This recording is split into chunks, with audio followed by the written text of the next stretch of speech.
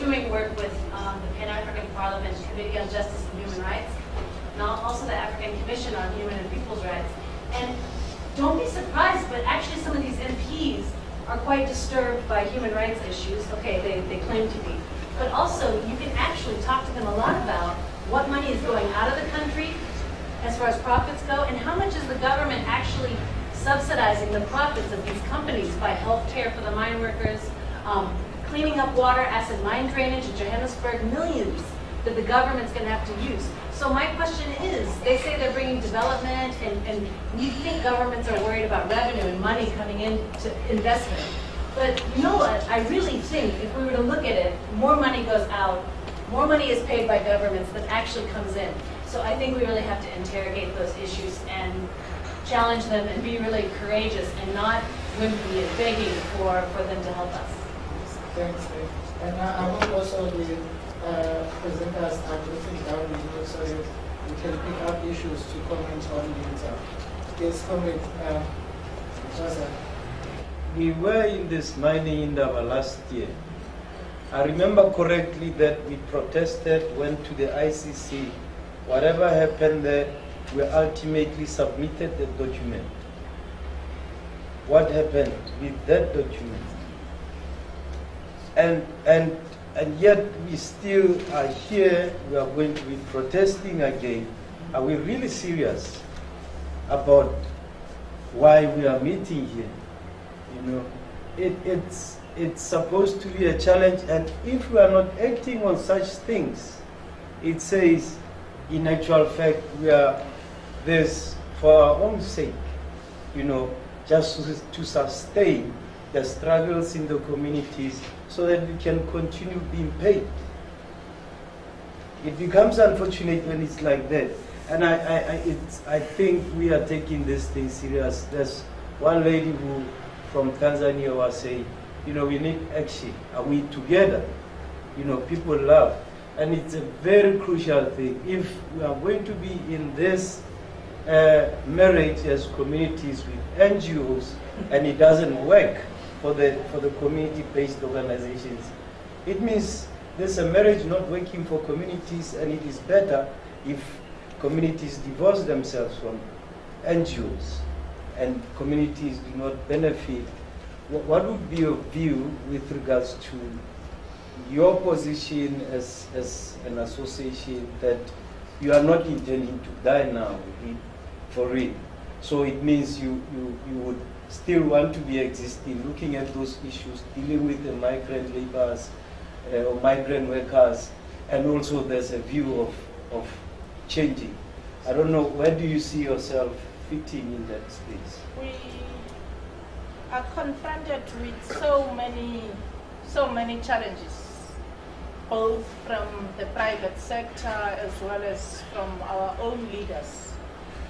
And at the center of all of this problem is the people that are a victim of all these problems, brought one by investment companies that claim to bring development for the benefit of communities, whereas they are doing the opposite of that.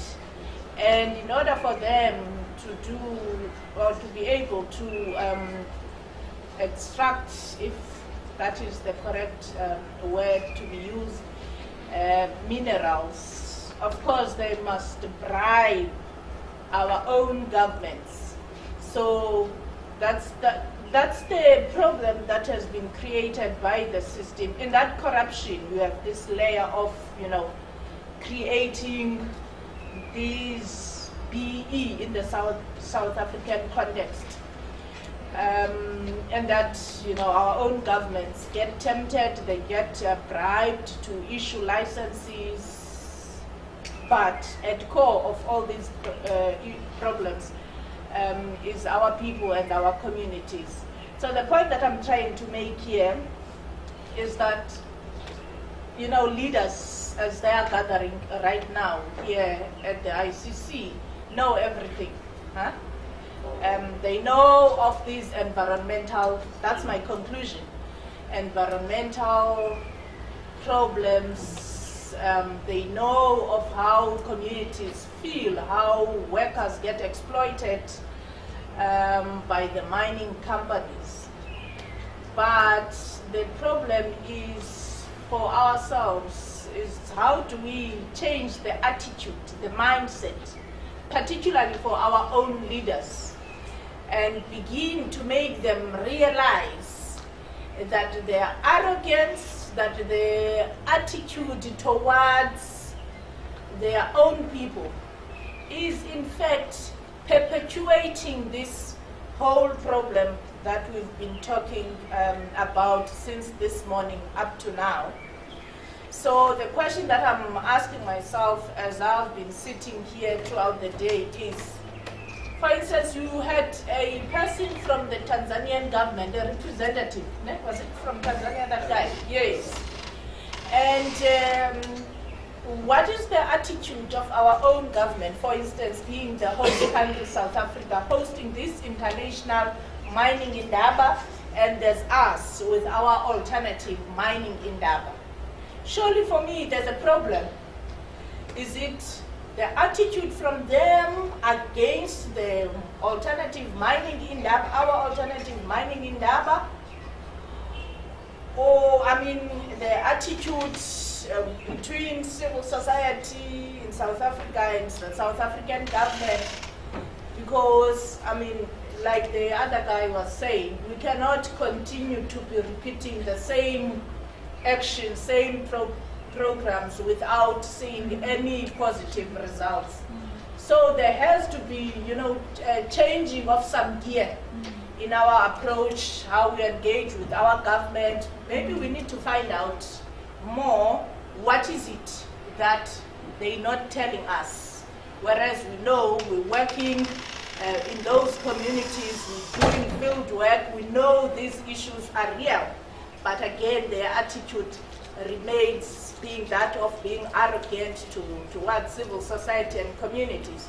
And the reason why I'm raising this is that there's a new trend, because I know this might have begun with Jubilee South Africa. You know, there was that arrogance from the previous administration that, you know, these guys are just a bunch of lefties that are threatening, you know, our own economy. They are going to push investors outside South Africa. And then there was that counter strategy to deal with civil society in general. And now we know the deployment of, you know, intelligence forces, even in communities that come and divide, communities that are resistant to mining developments, especially if they are not, I don't want to use the word consulted, but I mean if they are not involved about their own community development. We know that, you know, there are so many vested interests in all of, you know, the mining debates and mining related issues. But at core, I'm putting myself as the people, as the person that lives in those communities, and the communities that are directly affected by all of this. I mean, the stories of ex-mine workers and currently the destruction that is happening in our communities. My issue is that I think we're just faced with failing states. Because for me, we're supposed to protect the communities. It's supposed to be the governments. And if government is not, I think first of all, I think our topic was about service delivery also. Government is supposed to be the sole provider of service delivery. So the government, they've also relinquished their purpose of providing services and protecting the poor communities. These corporates, if they are not being chased after by government, they can do whatever they want. But for what I've seen from Zimbabwe is that the government officials themselves are involved in, maybe they are also part of the shareholders in these companies. And they've relegated the responsibility of looking after its people to the corporate. So I think let's target the government. Let's lobby and advocate or campaign against the governments which are not looking after its people. The issues are raised here really are touching. Like the Zama one they just mentioned, I was young when they talk about this thing. Let me go to an issue that community are cashing out while the investors are cashing in.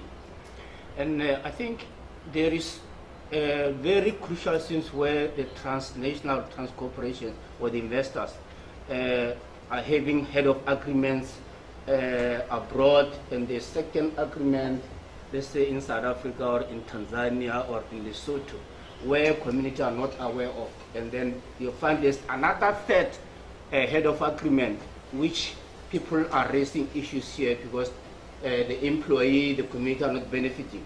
So I think we have to do a network of communication to counter action like the lady from Zimbabwe just mentioned, to fight back to the government, to fight back to the angels or the investors abroad. And I think that is the better solution. Let's say we communicate the problem, we communicate the silicosis, just like Sama has been saying. Just like in my area, the Pench mine was run by a company called Pench PLC in London, where most people are still suffering asbestos diseases, and they've got no way to be helped. They don't know how to get their money back. So if ever we do that network, I think we will come to a solution better way. Thanks. I think we're all talking about the same thing here, and I think it's time to get creative with the solutions that we're proposing, because whatever we're doing right now isn't working. And I think it goes to the core of how do we change corporate compliance? How do we change corporate behavior into a behavior that is a testament to everything that we're talking about now? How do we get a corporate entity to focus on human-centered development and not on the bottom line?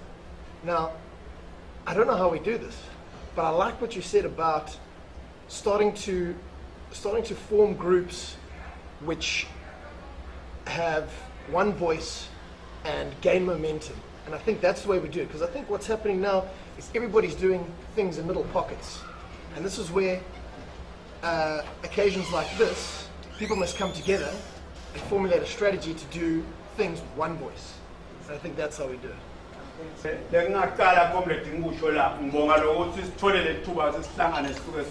First of all, I would like to thank for this opportunity to meet when we are coming from Swaziland.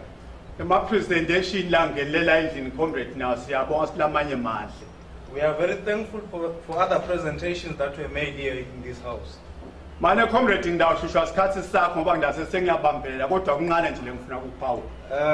time constraint will be a problem to me. From the presentation from Swamiwa, Sama. From Sama. I've got a question as I'm standing here. Sama usatinjani thina singama ex-mine workers sakhe inhlangano eSwatini from 1989 tot manje kodwa Sama asmart kodwa utokhuluma ngathi. How does Sama knows us here when he doesn't knows us when we formed the association from 1989? But he has come to talk about us here. Akakhuluma ngenhlangano ma ex-mine workers lekhona eSwatini, Swaziland National Ex-Mine Workers Association. They are not talking about the Swaziland National Ex-Miners Association that is there in Swaziland. Akakhuluma ngeFoundation and Social Economics and Justice eSwatini. They are not talking about the Foundation Economic and Social Justice in Swaziland. Akakhuluma for ngeThukoso. They are not talking about the Trade Union Congress of Swaziland. Lengiyona ilwa Indaba ema ex-mine workers eSwatini. Who are fighting the issues of mine workers in Swaziland. Kule presentation lesiyende sesibani lodge. There is a presentation that was made at Esibani Lodge. Lana bekuna hulumende khona. Where there was government. Hulumende se pressure ufakwa ngama ex-mine workers. The pressure was exerted by the mine workers to government. I'm sorry comrade, kukhona bengidakuphala ngoba sengimosa isikhathi sakho. Kuthi i-government eSwatini angeke size sikhulume ibaphethe kahle abantu kulesimo lengibona. I am sorry, but I will talk. that I will say the government in Swaziland is not taking care of people in Swaziland. Ex-mine workers eSwatini. I want to tell you what is happening to ex-miners in Swaziland because of silicosis. I want to talk of what is happening at Maloma Koreale. What the government is doing? And the government is silent. I I want to talk about Salkaoka, which carries the dust, the residues from the area to Maputo, which is also bringing silicosis to the people in Swaziland. I'm sorry. I am very sorry, Mr. Chairperson, to stand up when time is so limited. It's the wrongest information But I'm standing because I can see that there is wrong information that is being delivered here about the situation. Ex-mine workers, As ex-miners of Swaziland, we have taken a petition to the government of Swaziland and have not replied. I'm sorry, it's no response. And we are very sorry, Comrade Chairperson, that we have written to government and there was no response. But in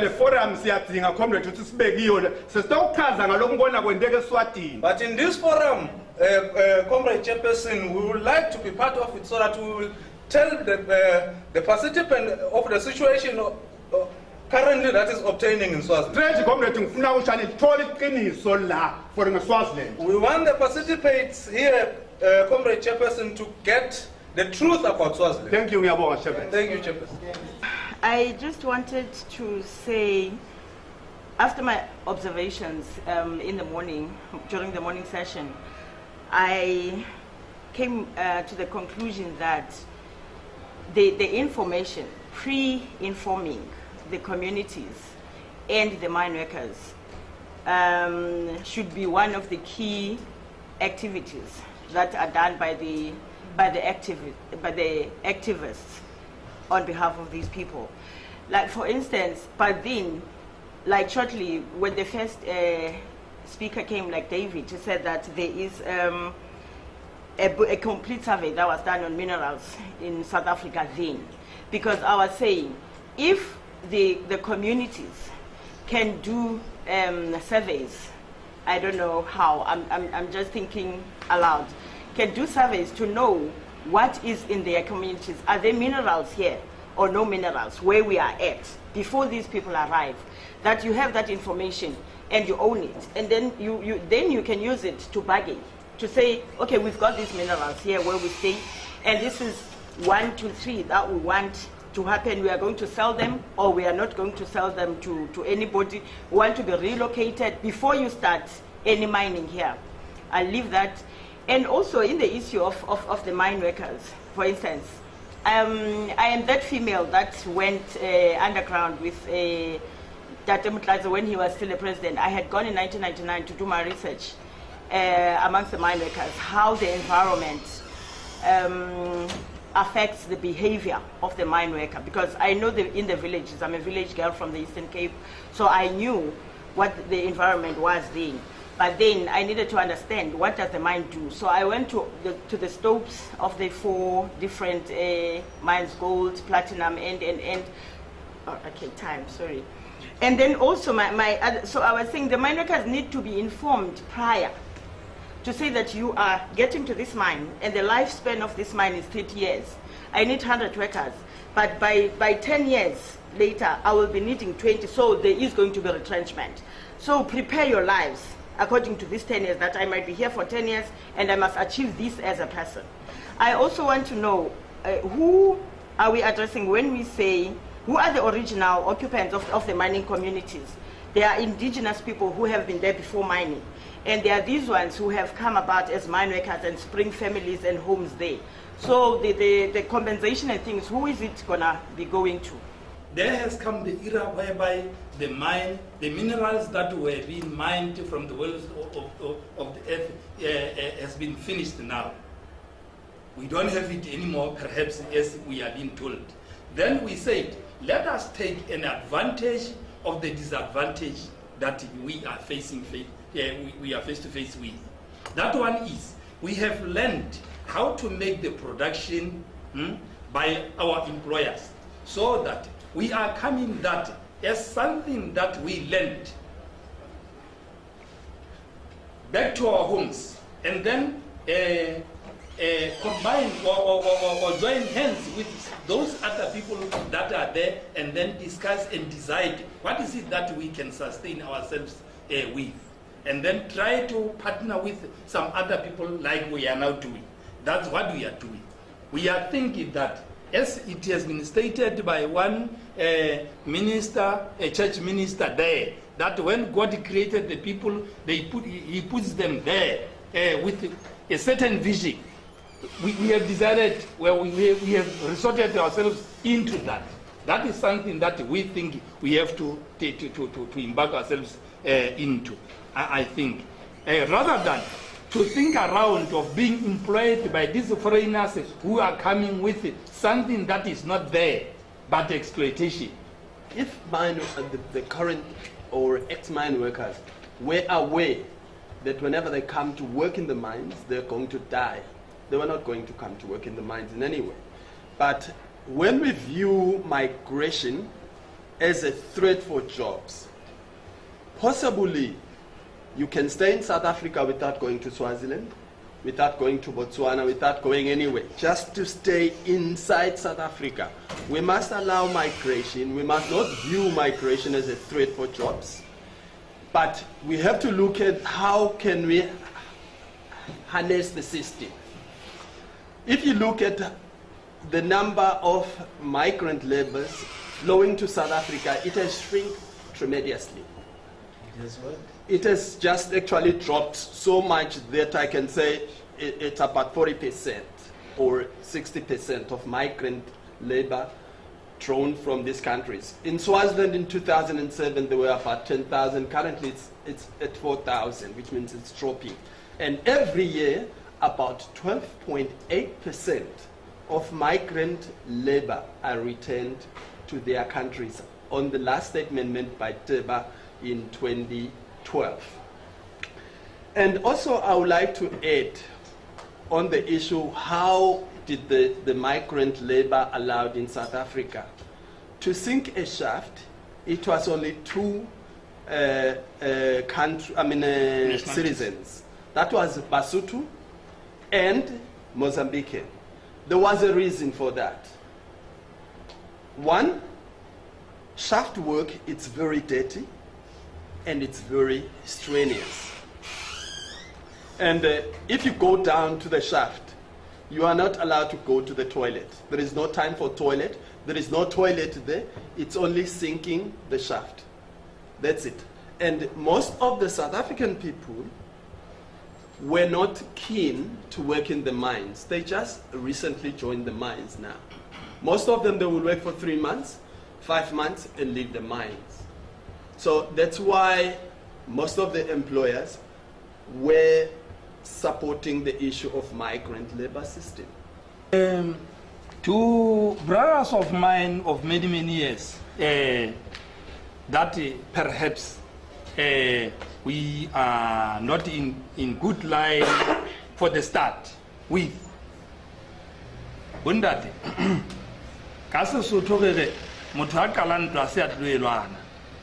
he who starts the war is not the one to battle it.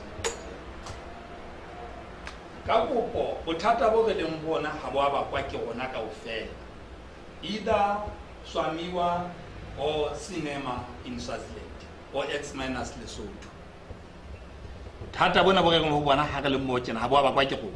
The problem that we are dealing with here is not the making of of SAMA, but is a problem which has been created by our governments and multinational corporations. What is it that you can do as to rescue ourselves? That's one thing that I think we want to be doing.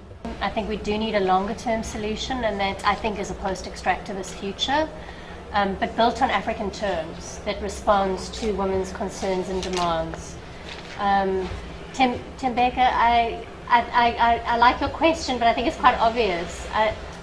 I think it's going to be hard, Lily and Tobeka, to expect our governments to respond to what's happening when there's so much vested interest.